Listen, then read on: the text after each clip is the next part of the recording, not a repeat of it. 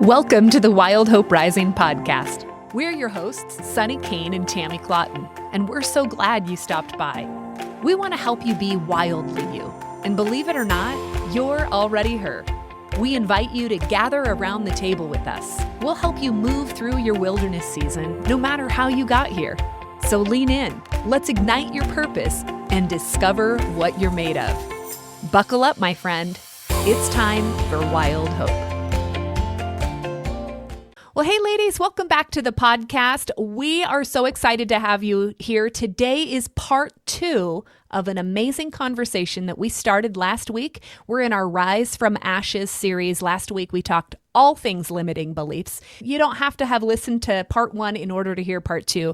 I do want to welcome you here. If this is your first time to Wild Hope Rising, Tammy, we love having new girls around here, don't we? We sure do. We've prepared a table for you, and we're looking forward to every single week joining into the conversation and having Hope Huddles and all of that, just so that we can hang out with you. And that table is significant to us because Tammy and I like to have just really down-to-earth, real conversations. And we know as women, let's be honest, we have all these places that we have walked in, these circles of women, where we felt like there wasn't a chair at the table for us, where I always get this picture in mind of my daughter. She was in dance, and I would walk in, and there were the dance moms, and I felt like I wasn't a part of it. That's my most recent story, right? Of that, there was no room for me at the table. And I think we all carry those stories a bit. And what we want you to know about our community is there is always a seat for you, and we will just keep adding chairs. So your friends are welcome here. We are made up of a group of women who, you know what? We're women who want to roll up our sleeves and do the work. We're women who are tired of being held back. We are tired of playing small, and we are tired of living a surface level life where we're not being honest about the deep waters of our heart. So on this podcast, we go there. And so you are welcome here. Here's the beautiful thing. You and I, Tammy, you and I, we think different. And we also have Amy here. Amy, you think different than all of us. Amy Foraker, she's here. No matter what your beliefs are, no matter what your background is, no matter what your experience is, here's what we'll tell you. As women, we can always find common ground. And so today we want to find some common ground around these words that hurt us. Yes, we're going to dip back into some of the limiting beliefs. And if you weren't with us last week, I do want to introduce Amy Foraker. We met her at a retreat in Lake Tahoe, and I'm telling you, I love this lady. I can't wait to hang out with her more. She is a licensed professional clinical counselor, and she has been teaching Tammy and I was taking radical notes the last time we were talking. And after we hit stop, she was like, were you good? Like, was everything good? And it was because I was learning. I forgot I was leading a podcast. I love that. I love that we're just kind of all in this together. And I'm so grateful to have just learned some skills that I can share with you guys. And thank you so much for inviting me onto the show. Well, and I love how real Amy is as well, because that's what we try to be around this table. Not just try, but we just are. And so we want to invite people that are real and authentic, and they're working through their own stuff too, just like Sunny and I are. Oh, it's messy being human, isn't it? Yeah, it sure is. And this is why we have a catchphrase around here that is buckle up. It's time for Wild Hope, because it is. It's like we're getting into the rodeo here. I mean, it's funny. I am from Montana, but the buckle up is because we know this is hard work, and we know like staying on the horse for 8 seconds is really hard, or the bull, you know, it's really, really hard. So let's buckle up here, ladies. Let's dive into Wild Hope. We believe that hope, it can rise in the craziest of places, in the strangest of seasons, in the middle of the hardest of circumstances. That's why we call it Wild Hope. And we are believing that through this episode, through this conversation, that this might serve as a catalyst to your healing, a catalyst to your freedom, because ultimately we can't do the work for you, ladies, but we would so invite you into it. We all three sit here as people who have done this work ourselves, and we are still practicing it. And we know that this is the work that that can lead and help you to walk in the freedom that you have been set free for. And that's always our prayer around here. So with that, I know today, guys, we're going to talk about the words that hurt us, but I'd like to start here today. Amy, in your experience as a therapist, what helps women to discern when a belief or thought pattern has served its purpose and when it's time to release it for something healthier? Yeah. I think the best way for me to describe what this is like is to tell a story.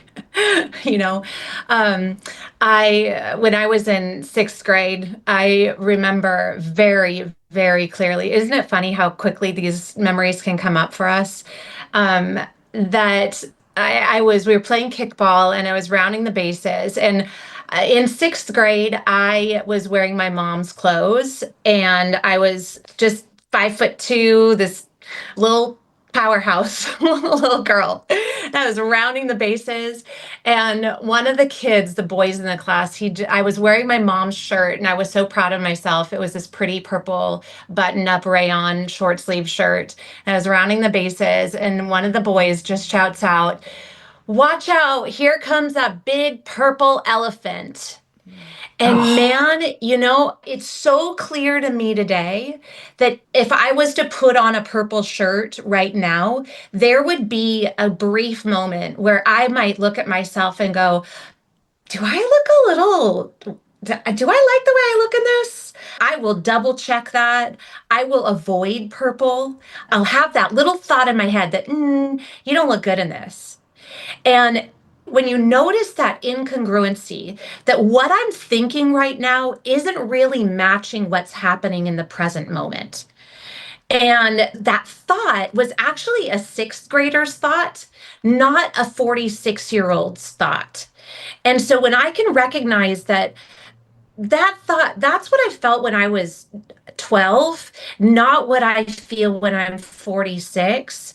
That's when I need to recognize that this thought isn't serving its purpose any longer. Maybe I can let go of this idea about purple, and I might be able to invite it at least into, if I want to, I can invite it into my wardrobe. I might be able to get curious about inviting it into my wardrobe or inviting it into my life in some certain way. And as I'm looking around right now, I see no purple anywhere in my office. But maybe as a 46-year-old, I might be able to get curious as to whether or not this is an okay color for me to wear now. I'm not 12 anymore. You know what's funny is I know we're going to talk a bit about the color purple in general, because you guys, before we got on today, we discovered we all had a weird reaction to the color purple.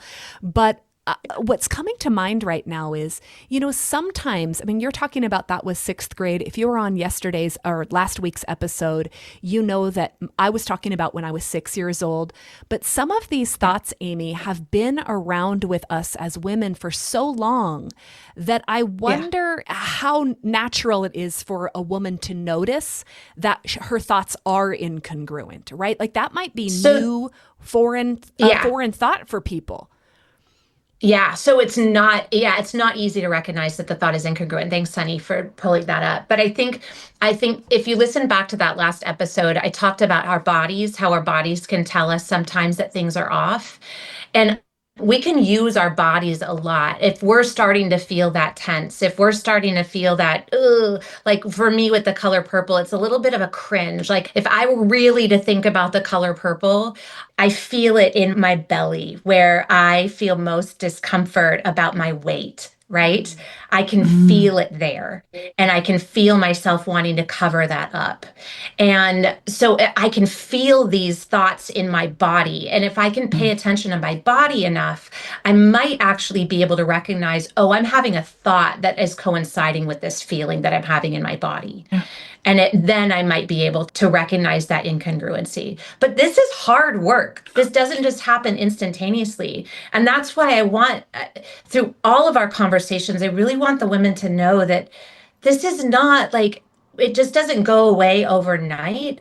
And we Mm. have to be so kind and gentle to ourselves for when we're recognizing that we're back in those same thought patterns, or we're having those feelings again, or we're having that behavior again. It's going to happen.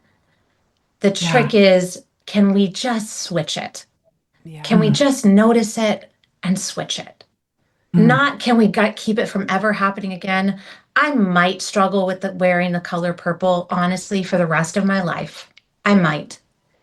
And I'm okay with that. As long as I can recognize, that's a sixth grade thought. I'm okay. I'm 46. I'm fine. That back and forth. And can we offer some kindness to ourselves for doing that? I love that idea of offering kindness to ourselves and being empathetic rather than judging ourselves for even having the emotion Yeah. or the body sensations or whatever it is. It's funny. I think for a lot of years, I walked around with all sorts of thoughts that I didn't even recognize were unhealthy. I didn't even recognize they were connected to my past. I think that so many women were just on autopilot. And the Yeah. idea of listening to my body felt kind of, on one level, it felt dangerous to listen to my body. I think Yeah. as a Christian, I've been, and we can go there if we want to, but I've been like, there's part of me that felt weird about listening to my body. Like, no, listen to God, Sonny.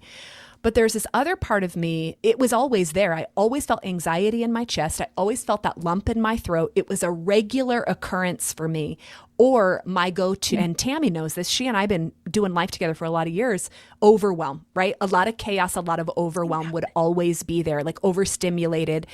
And it's only recently, over the past maybe 2 years that I have started to learn to even be able to go, oh, my body's having a feeling right now. And I actually have to fight to stay with the feeling for a minute in order to get curious, because I'm so good at disassociating, so good at not feeling, that I started doing this. You guys are going to think I'm crazy. I'm like Jane Fonda over here.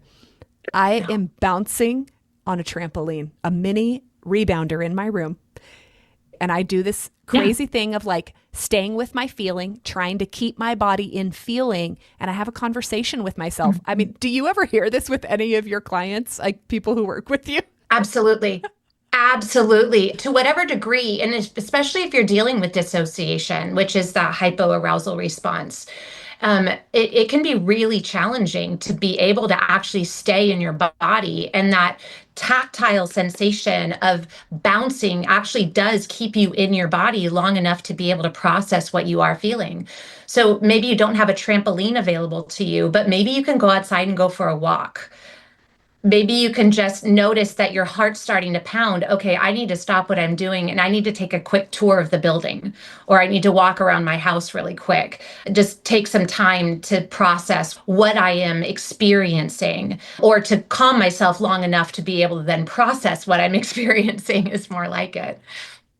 Amy, the other day when we were talking, you were talking about the difference between hyperarousal and Yeah. hypoarousal. Can you explain that more?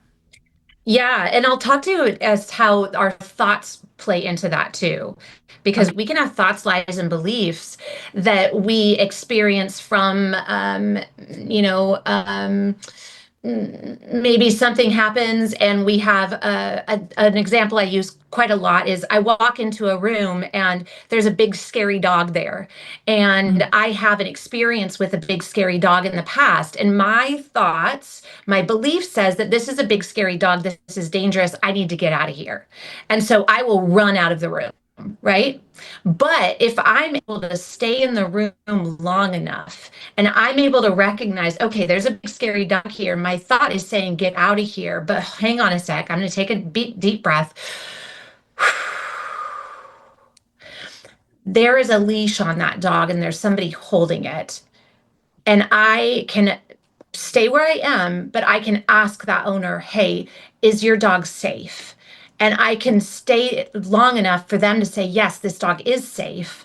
And I can tell a different story about that dog, right? I have an initial story that I come in with, but if I can Yeah. stay in my body and stay in the present long enough, I can re-story that dog in the present to be able then to be in relationship. Remember we talked about relationship? Then it offers Yeah. relationship and I can be in relationship with the owner and the dog. Yes. Yes. So good. That's how that works. So our thoughts can lead us outside of our window of tolerance. And then outside of our window of tolerance, we can have more thoughts. Like our thoughts can go crazy. We have thoughts all the time. And so what I want to encourage women that our thoughts don't always tell the right story. And it's Mm, totally okay to sometimes be able to go, oh, I'm noticing that thought. And I'm just going to let that go. I can let that one mhm. go by. I can put on a purple shirt and I can notice, oh, that's just a thought. I'm gonna let that go. How does this look on me? Oh, this looks good on me. I can be Right. present Yeah. without just letting that thought. I don't even have to judge that thought. I don't even have to go, where did that thought come from? That stupid thing that happened to me in sixth grade. Right. All these thoughts are coming into my head. I mean, I don't even have to do that. I can just let the thought go and I can be present in looking fantastic in my purple shirt. Well, another way I think that people often think, I do this sometimes too, like I judge myself for even having the thought. So Yes, it's like, why do absolutely. you keep dwelling on that? Or haven't you dealt with that already? Why does this keep coming again and again and again, And you just get harsh on yourself Yeah. when that happens. Yes. So you're proposing that Yes. That we say, hey, there's that thought. Not every thought that comes into my mind is even worth examining. well, even the fact that you are looking at that thought and judging that thought and saying, why am I thinking about this thought? This thought is a bad thought. I don't want to be thinking. You're actually in that moment judging that that thought is something that's worthy of being thought about. Hmm. When in actuality, That's what true. we have, right? What we have available to us is to be able to have a thought come in and for us to literally put on the mind of Christ. This is what that verse Mhm. means. We put on the mind of Christ. And if that thought doesn't belong within the mind of Christ, it's just going to go. We don't have to Yeah. be concerned with it. We Yeah. don't have to judge it. We don't have to think about it. It just goes. We're so judgmental towards ourselves for these thoughts that we have or these beliefs that we have.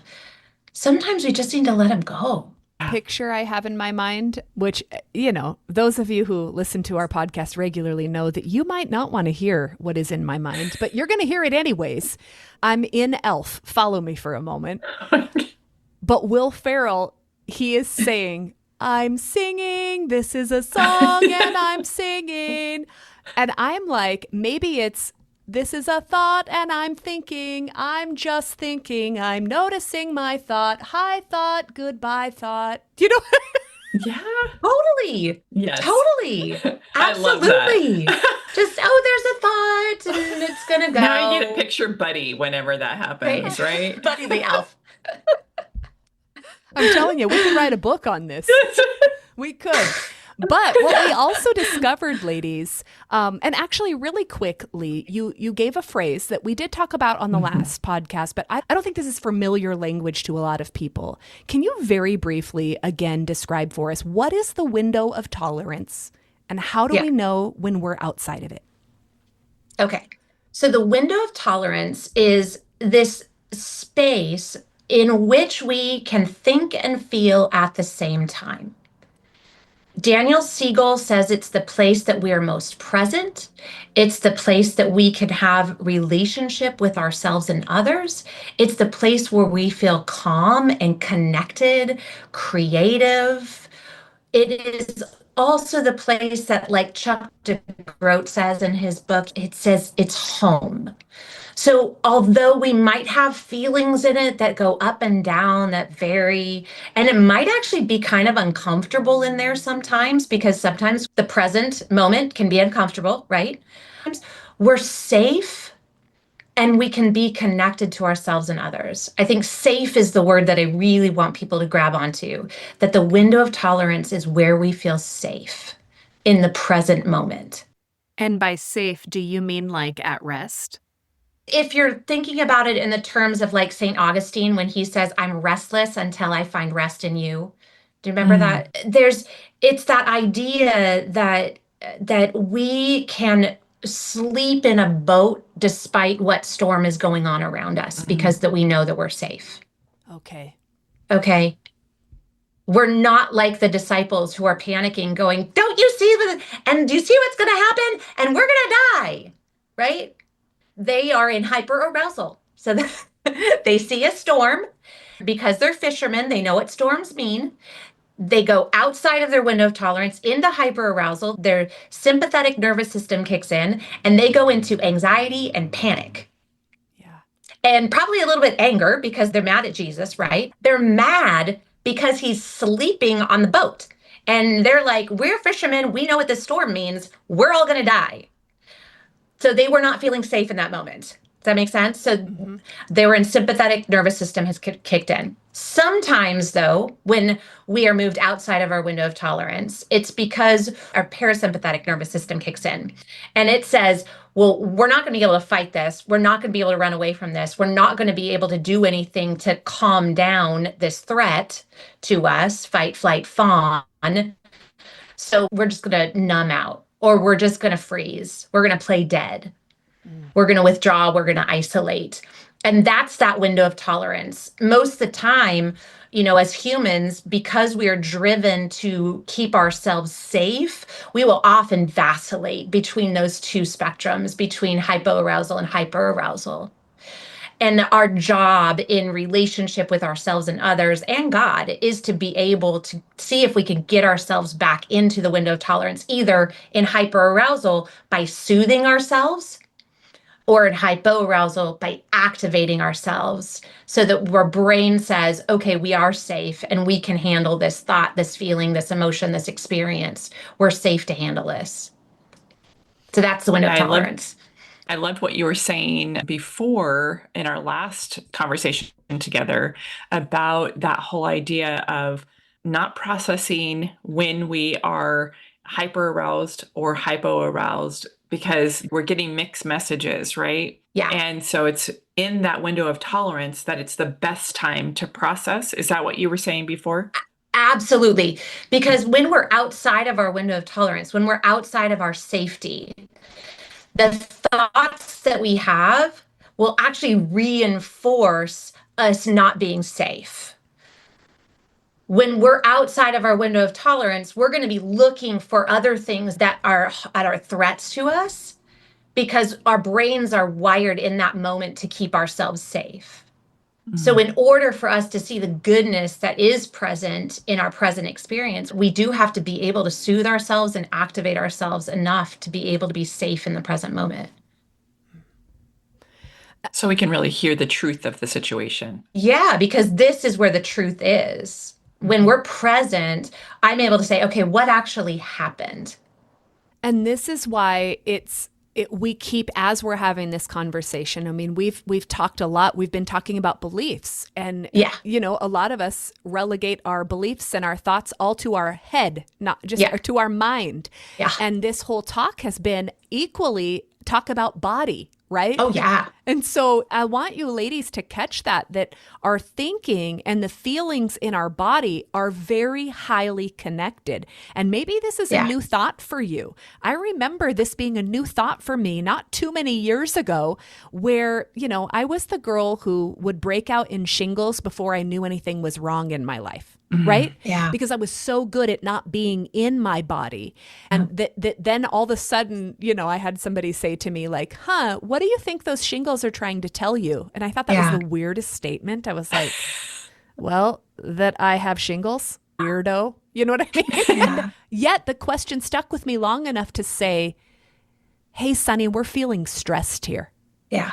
And you've been ignoring me for so long that I'm freaking out and trying to get your attention.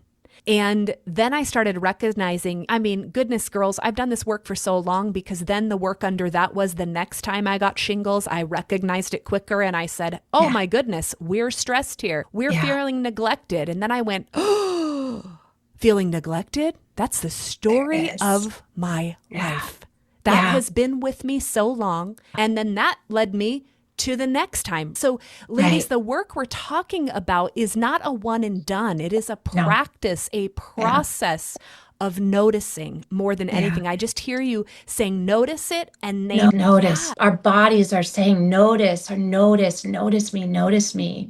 Our emotions are saying, notice me, notice me, notice me. And when we're grown-ups, it is our job to be able to be that grown-up for ourselves that says, I see you're scared, or I see you're sad. And this is sad. And it's okay to be sad. Feel sad. Name the sad. Be sad. Because the present moment is saying that this is sad. What would you say to the women who has heard the verse repeatedly that our emotions are deceitful? So don't focus on those. Don't be led by those. What would you say to her? Absolutely. That our emotions are actually more like clues that there's something going on. That's what I like to say. Our emotions are clues that there's something going on. So another transparent example is that I'll get anxious when I'm driving. There's seasons of my life where this will happen. And the first thing that will happen is that my heart will start pounding and I'll start feeling this flushing in my face and I'll feel anxious, right? The feeling is anxiety. And so I'm grabbing onto the steering wheel, and what I say to myself is, okay, you're feeling anxious. Now, I don't know yet what the story about that anxiety is. Where our feelings can deceive us is that our feelings will often tell us a different story than is actually the true story of what we're feeling, right? That's how they can be deceiving. And so the trick is for me to go, okay, I'm anxious. I'm not assigning a story to it yet. I'm just naming that I have anxiety, that my heart is pounding, that my face is feeling flushed. I'm anxious. I'm still grabbing onto the steering wheel, right? And after I've validated and said, okay, Amy, you're anxious, your heart is pounding, your face, and I'll say this out loud in the car. And after a while, I'll notice that after some time, the validation will help kind of soothe myself. And there is where I can find the story. Because underneath that anxiety is, oh, there's that thought, I'm going to get in trouble. There's that belief, you're going to get in trouble, whatever it is. And then I could go, okay, what happened? So the feeling of anxiety was actually a clue of something else going on. Does that make sense? Yeah. If I were to just Amy, focus, yeah, go ahead. Maybe you shouldn't have been speeding. Right? Well, and that's true. I probably was speeding and it triggered a response from something really old.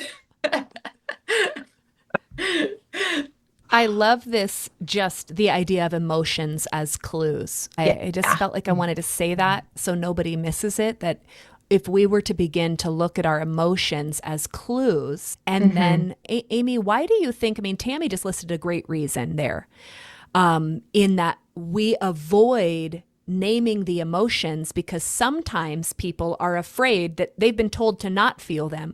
But why else do we avoid the work of noticing? Why do you think? It's uncomfortable. And our human brains are wired to keep us safe and protected, and our brain recognizing discomfort as not safe.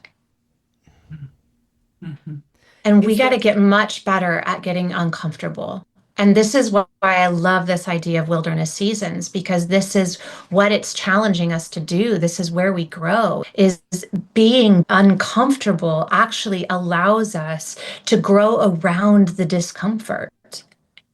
Yeah, there's so much there, and we could have you back for a third week. Like just that statement. And I love this so much. I love this work. God has been so kind to me to give me the words to be able to teach this. I love it. God's word has been opened through my journey through therapy and learning about psychotherapy. God's word just popped like out of the page and has become so real to me. And so if I run on and get passionate, I just so grateful. I love that about you. And, you know, and it's funny, you're bringing something up there. A lot of people who are Christians who have, you know, they focus on the theology, a lot of them are uncomfortable with things like psychology and psychotherapy. Yeah. And I mean, what would you say about that for the people that feel the discomfort, like they can't be connected? Where I always sit in that is that God is the truth. God is true. He is true. And if I believe that he is true, what is true is from him. And so then I can integrate anything into who God is if it is true, if it is proven and it works and it's producing good fruit, the fruits of the Spirit, and I can see that it's connected to the vine and there's life flowing through it. I'm like, okay, I see God in that. So I see God so many places in my work in therapy, whether I'm doing something talking about the window of tolerance or I'm doing some cognitive behavioral therapy with somebody. I know that it's true because I can see it in God's word and I can see the fruit of its work. Yeah. And I can connect it to the goodness of who God is. Right. That whole idea of being transformed by the renewing of our mind, right? That's something, taking our thoughts captive. Yes. And I love the taking the thoughts captives verse because it talks about the things that sets itself up against the knowledge of God. Yes. The knowledge of who he is and what he wants for us and who we are in context to him.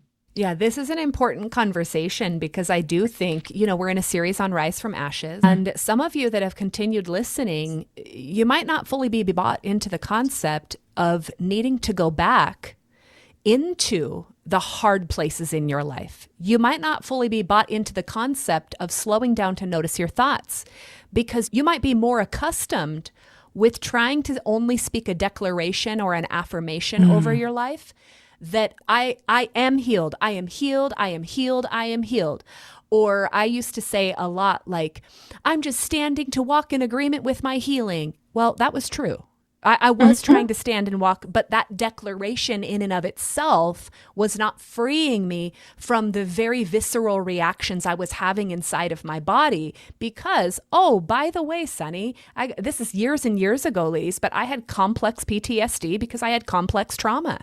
And so without psychotherapy mixed with this theology, you would have had a version of Sunny that would have never been free. Yeah. So ladies, I want to encourage you as a personal testimony. That's why Tammy and I are bringing this is would you at least be willing to maybe adopt some new skills? Because if you're still listening, the truth is you already know that what you've been doing, those declarations or the stuffing of your emotions, the denying them, you already know it's not working. So you are already primed to say, wait a minute, something has to give. This is no longer working.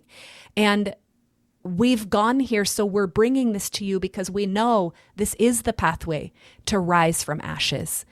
And I also want to say, I don't want to minimize the fact, can God heal people in an instant? Of course he can. He is so powerful in an instant. But in my experience, he likes walking with me much more. I always like to say that he is more invested in my healing than I am.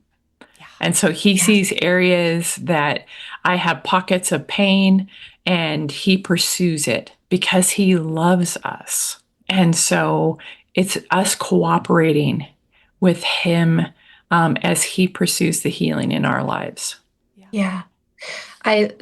Isaiah 61, and you guys use this a lot, Isaiah 61, 1-3, but I love verse 4 because it says, they will rebuild the ancient ruins and restore the places long devastated. They will renew the ruined cities that have been devastated for generations.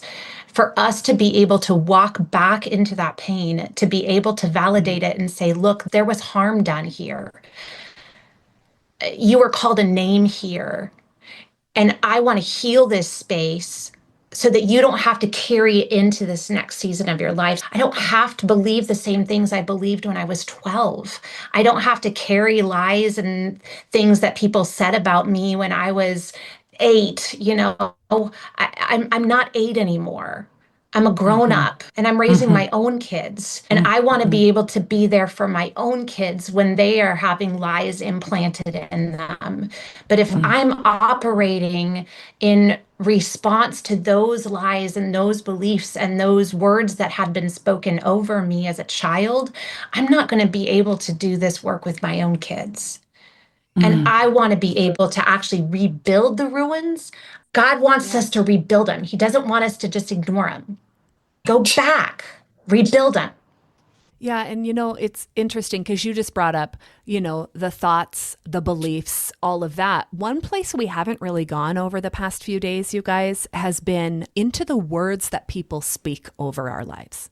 And, sometimes I created my own thoughts that were just of a circumstance. That's why we talked about the professional ash wiper. I created my own thought, where I had to keep everybody happy. But sometimes people spoke words directly over our life that are still ringing through, and they're actually shaping our reality more than we know. And we had a great conversation about this. This is where the color purple came up, and we all went, what is with the color purple? And why do all three of us have problems with it? So, Tammy, I know that this is directly connected to words that were spoken over you.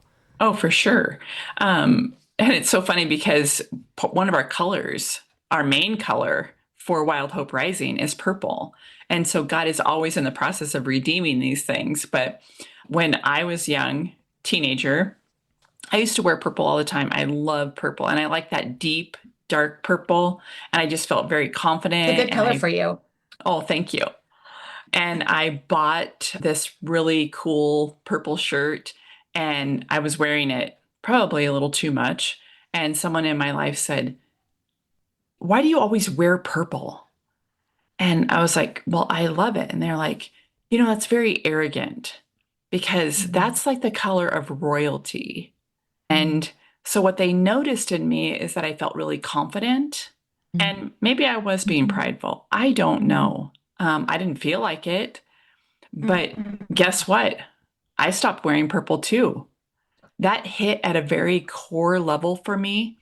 And I talked a couple of episodes ago about the whole idea of flying under the radar, because I didn't want to be perceived as arrogant. And yet God has asked me to use my voice, to speak, to help women.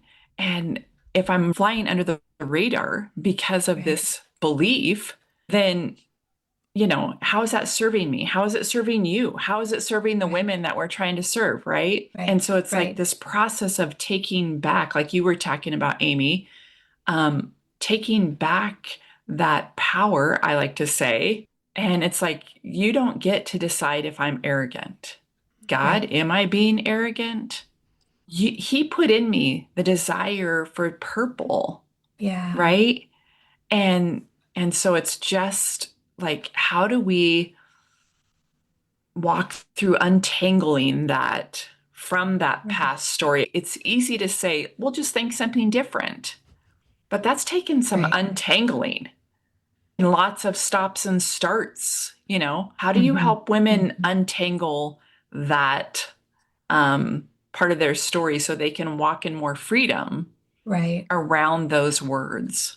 It's so complex too, because I'm sure it took you a while to get to the point where you recognized that you were putting the color purple with shame, with arrogance. It took a while to get there, right? Yeah, you just stopped wearing it. You just stop wearing it. I'm just going to avoid it. I don't want to feel that discomfort anymore. But at some point, we get so uncomfortable with the behavior that we're doing that's keeping us from feeling the discomfort. Does that make sense? Yeah. Well, like what we talk about, the wide open, spacious life. Like, I want to be able to wear purple and go, it's me. Yes. Yes. Because that's the wide open, spacious life, right? Yes. God didn't say, Tammy, play small. Don't ever use purple. Don't ever, whatever color you have, whatever, whatever it is. It's like, you don't have to play small. Right. Right. Yeah. But it took you getting uncomfortable with feeling enclosed. Oh, right? for sure. For sure. But I'm sure you were fine feeling enclosed for a while. You just didn't recognize it. But then all of a sudden you start feeling way discomfort. easier to fly under the radar. Right. But at some point, it's like, oh, this is kind of getting uncomfortable. I wonder what's here.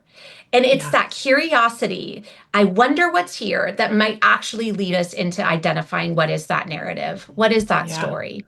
What is that story that's keeping me small? What is that? And usually it's shame or fear. Ooh, people that are closest to us can have the greatest impact with their words, right? Mm-hmm. And so sometimes it's harder to untangle that because we care about what they think of us. Yeah. I would also say that, sometimes the people around us can actually be the ones that help us to begin to apply the curiosity.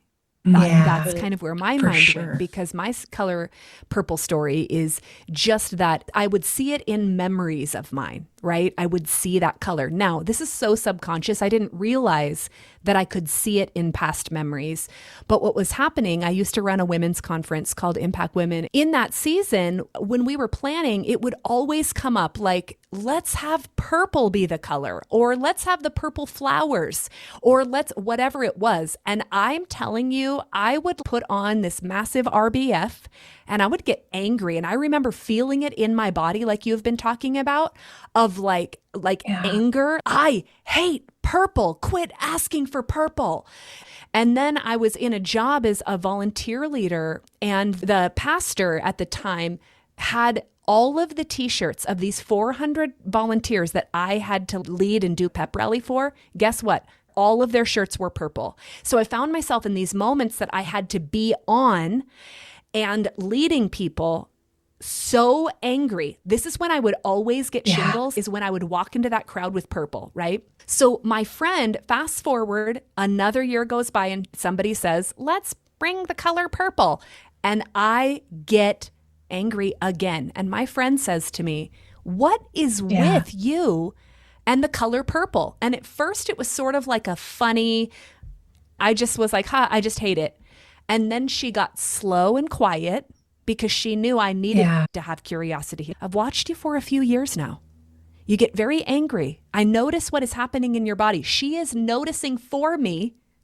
She is so aware of me. She is so busy seeing me that she could say, hey, Sonny, I noticed something here. What is going on with the color purple? Now, I dismissed that moment and I walked away. But guess what happened?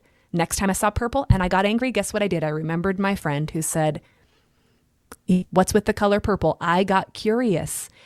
And God reminded me that I love purple. It's why I noticed it in the moments of my history. I always notice purple in moments of hard seasons, because now, guess what? When I pray, God, will you remind me that you see me? You know what God does? He always helps me notice purple, whether it's purple flowers outside, whether it is my husband bringing me purple jewelry. And I love, and we know we have an enemy who comes to rob, kill, and destroy. And here we are, 3 girls who were rocking our purple or loving our purple. And the enemy, the thief, came to steal something that we loved as children. And maybe for you that are listening, it's not about the color purple, okay? Right. But it's about something that you loved as a child that was taken from you. Maybe apply curiosity and kindness to yourself in order to get that color back. This is the rebuild we're talking about, because that's me getting in touch with the roots of who Sonny Kane is.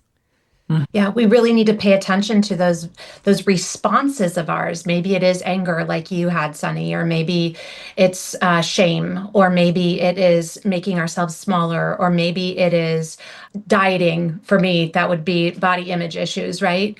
So maybe it's snapping at our kids. Maybe it's trying to control our husbands. Maybe it's whatever that thing that you're doing, and you're starting to recognize that it's not working for you anymore.